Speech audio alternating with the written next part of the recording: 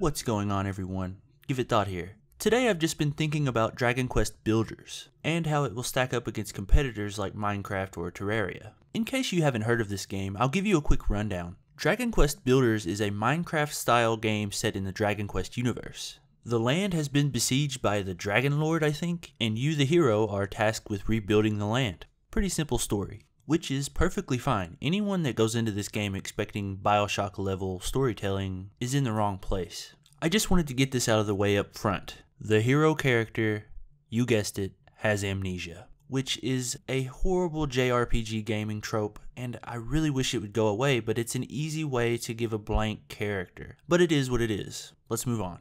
The crafting system actually looks more like Don't Starve than Minecraft. There are a lot of little unique items that you have to put together to create more detailed, specific things. Think of the science machine from Don't Starve. It requires a lot more different ingredients than the crafting table from Minecraft. Dragon Quest Builders also has towns which function sort of like the Terraria towns, or the Fallout 4 settlements. To create a town, you place a flag in the middle of it, and people seem to come immediately. From some of the demo footage I've seen, it looks like they give you quests too, which is a nice way to break up the gameplay in a free-roaming game like this. The demo could have been something like a tutorial or something, but it looked like quests to me. Anyway, another thing that kind of sets it apart from Minecraft are the templates. They function as sort of little maps that show you how to build things or certain complicated buildings. I've also seen some footage of combat. It looks really simple right off the bat, but there's also a leveling system, so hopefully you'll get some special moves or spells or something. This is Dragon Quest after all, so it wouldn't be the same without a frizz spell. I wish I knew more about the enemies, but I'm trying to keep myself in the dark because they're sort of my favorite part of the Dragon Quest games.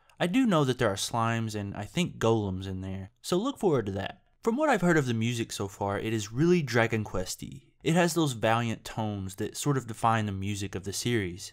I'm glad it's not the electronica type music of Minecraft or Terraria. It's not that I don't like that music, it's just, it would be a nice change. There are a few things that look really promising about this game to me. I really like the camera angle. I think it will help you to build things a lot easier. Unlike Minecraft where you kind of have to shimmy around ledges, this game gives you an overall view of the area. You can even zoom way up in the air to see your building from a bird's eye view. I also really like the building templates, or rather the potential of them. In the main game, I probably won't use them much unless dictated by a quest, but there are enormous online community possibilities here. Anyone could make a template for you, and you could download it sort of like Fallout 4's mod system. Keep in mind though that is pure speculation coming from me. I have no idea if there's even online capabilities for this game. You can also sleep any time of day, which is nice I guess. Even with all those great features, there's still some things I'm worried about for this game. I mentioned the combat earlier. It looks really simple, just like whacking things. Which is fine because Dragon Quest games are generally pretty simple games. They're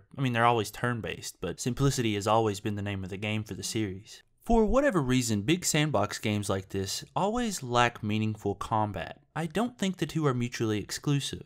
I think there can be good combat in a game like this, and I worry that Dragon Quest Builders is not going to bring that to the table either. But all I really want from this game is a nice leveling system and maybe a small skill tree. But unlike the combat, the crafting looks a little bit more complicated than Minecraft. Minecraft struck that perfect balance for me in terms of crafting. It was simple but not too simple. Don't get me wrong, I like a good crafting system. You can watch my video on No Man's Sky for my opinions on that. But I also don't like running around for hours looking for a specific item to craft a potion that will get me past this obstacle. That kind of stuff drives me crazy, and it looks like this game might have something similar to that. I know I will enjoy this game somewhat at least, just because it's a Dragon Quest game in essence.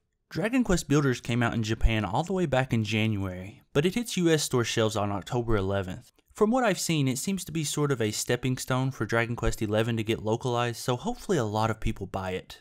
I thought that might have been what Dragon Quest Heroes was, but it doesn't look like it. And with that, that's about all I have. If you enjoyed this video, please check out my last video on No Man's Sky and how I think its crafting system will work. Also, a couple of weeks ago, I had a video about Dragon Quest XI and some of the features it will bring, so check that out too.